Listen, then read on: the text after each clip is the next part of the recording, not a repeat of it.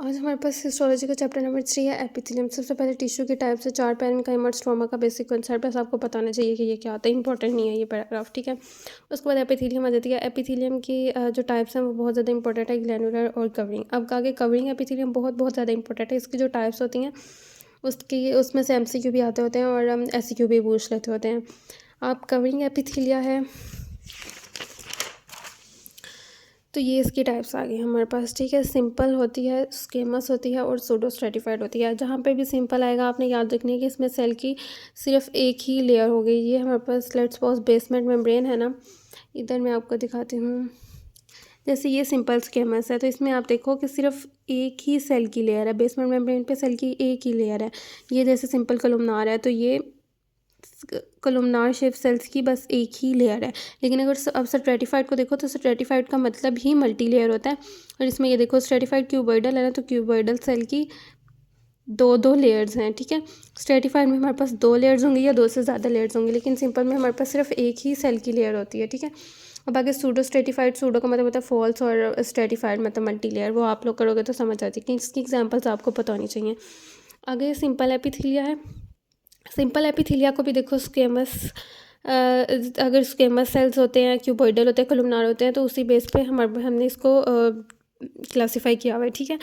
अब हमारे पास इनकी एग्जांपल्स बहुत ज़्यादा इंपॉर्टेंट होती हैं। पूछ लेते होते हैं कि क्यूबॉइडल एपिथेलियम, ज़्यादा क्यूबॉइडल का पूछते होते हैं कि क्यूबॉइडल एपिथेलियम किन में प्रेजेंट होती है, तो वो डिस्टल कन्वोल्यूटेड ट्यूब्यूल्स में होती है।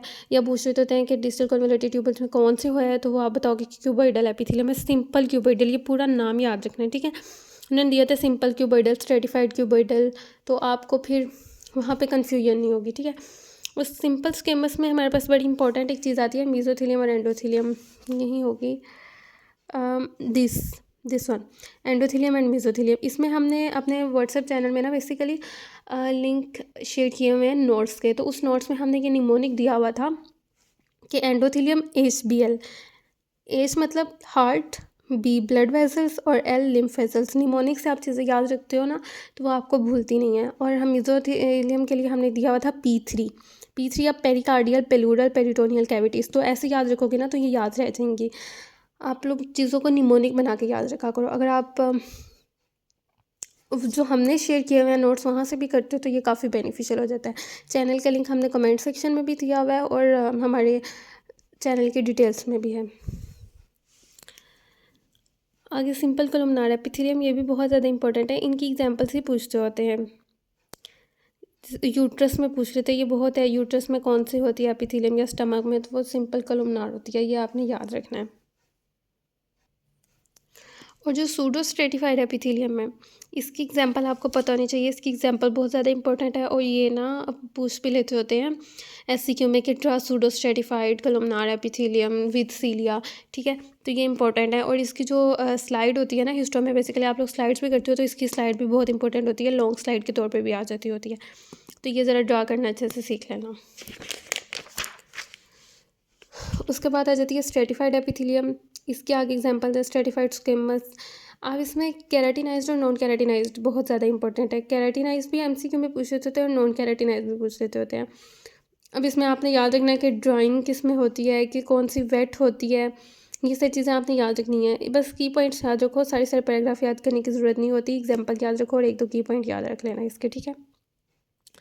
जैसे ये ड्राइंग वेट, ये ड्राइंग होती है और ये वेट होती है, ठीक है। अब ये हमारे पास ओरोफेरेंक्स, एसोफेगस और ओरल कैविटी में होती है। ये आपने याद रखना है, ये MCQ में पूछ लेते होते हैं और इसकी एग्जांपल्स भी आप लोगों ने याद रखनी है।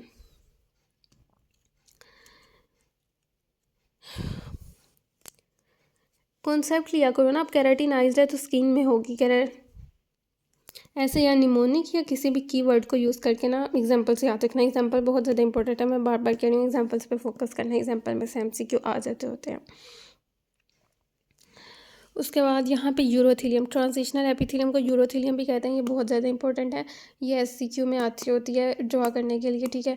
अनडिस्टेंडेड और डिस्टेंडेड स्टेट, ये इसमें आप लोग एक बार इसको रीड कर लेना, ये इतना इंपॉर्टेंट नहीं है, लेकिन इसमें इंपॉर्टेंट चीज़ ये है कि वो आपसे पूछ लेते होते हैं यूरोथेलियम। ट्रांजिशनल एपिथेलियम का दूसरा नाम पूछ लेते होते हैं और ये कहाँ पे प्रेजेंट होती है, ठीक है। वो ये इसकी लोकेशन यहाँ पे लिखी हुई है, ये सारी। The urothelium lines the renal pelvis, uterus, bladder, urethra, ये सारी चीज़ें हैं ना, ये इसकी एग्जांपल्स हैं। ये आप लोगों ने यहाँ से कर लेनी है। और इसको ड्रॉ करने के लिए कहते होते हैं कि ये ड्रॉ करें। एक सूडो स्ट्रेटिफाइड और एक ट्रांजिशनल एपिथेलियम बहुत ज़्यादा इंपॉर्टेंट है, ड्रॉ करने के लिए बहुत आती हैं। ये भी एज अ लॉन्ग स्लाइड बहुत इंपॉर्टेंट है।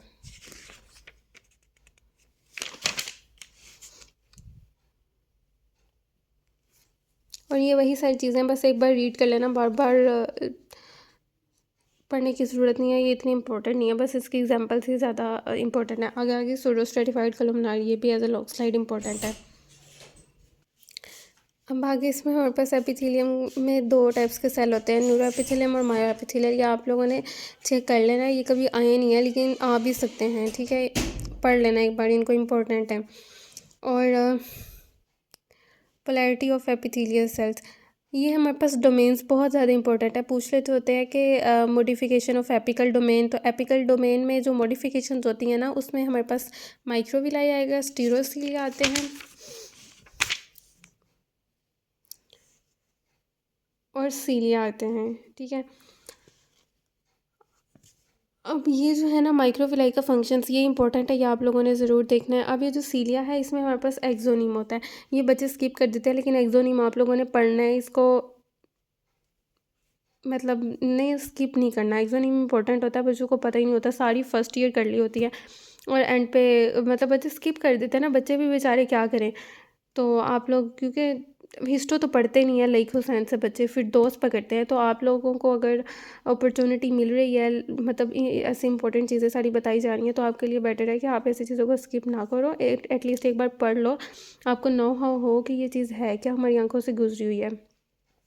किनोसिलिया भी बहुत ज़्यादा इंपॉर्टेंट है, ठीक है। ये इसमें इसका बेसिक सा कॉन्सेप्ट है कि लॉन्गिट्यूडनल माइक्रोट्यूब्यूल्स होती हैं, इसमें 9+2 का पैटर्न होता है और मूवमेंट में असिस्ट करता है। ये सारा आप पढ़ोगे तो इसमें से ऐसे 2, 3, 5 बातें भी आप लोग याद रख लेते हो ना, तो ये इनफ होता है, ठीक है। सारा सारा याद रखने की ज़रूरत नहीं होती। और उसके बाद ये क्लिनिकल तो सारे ही बहुत ज़्यादा इंपॉर्टेंट है। इमोटाइल सीलिया सिंड्रोम बहुत बहुत ज़्यादा इंपॉर्टेंट है, ये आपने करनी है, ठीक है। प्राइमरी सीलियम बस एक बार पढ़ लेना, इंपॉर्टेंट नहीं है। स्टीरोसीलिया पढ़ लेना, ये भी नहीं इतना आता है, एमसीक्यू ही आएगा इसमें से। और लेटरल डोमेन भी बस एक रीड काफ़ी होगी। बेजल डोमेन इंपॉर्टेंट है, इसमें से पूछ लेते होते हैं कि बेजल डोमेन की मॉडिफिकेशंस क्या हैं, ठीक है। ये एक एपिकल डोमेन्स और एक बेजल डोमेन, ये इंपॉर्टेंट है, इनकी मॉडिफिकेशंस पूछ लेते होते हैं। हेमिडेस्मोसोम बहुत पूछते हैं, ठीक है। और इसके अलावा ये पूछ लेते होते हैं कि सेल टू सेल जंक्शंस में मतलब अगर सेल टू सेल कम्युनिकेशन हो रही है तो उसमें कौन सी जंक्शंस प्रेजेंट होगी, ठीक है, उनका आपसे पूछते हैं और कहते हैं कि उनको एक्सप्लेन करें।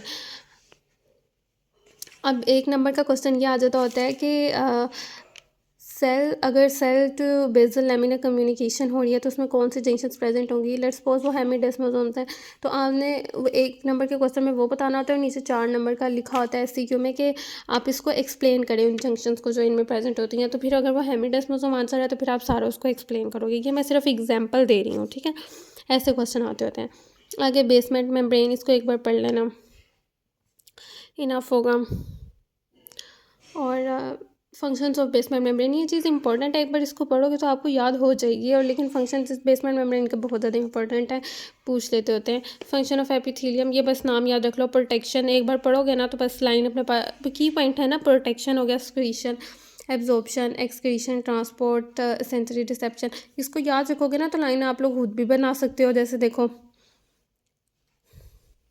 in the special sensory areas of internal ear and the taste bud, the specialized epithelium cells serve as a intermediaries in neural transmission। सिर्फ सेंसरी रिसेप्शन याद रखो और उससे एक लाइन खुद बना लो कि जैसे basement epithelium play role in sensory reception, play role in transport, ऐसे बस की पॉइंट्स याद रखो और बाकी ये हो जाएगा।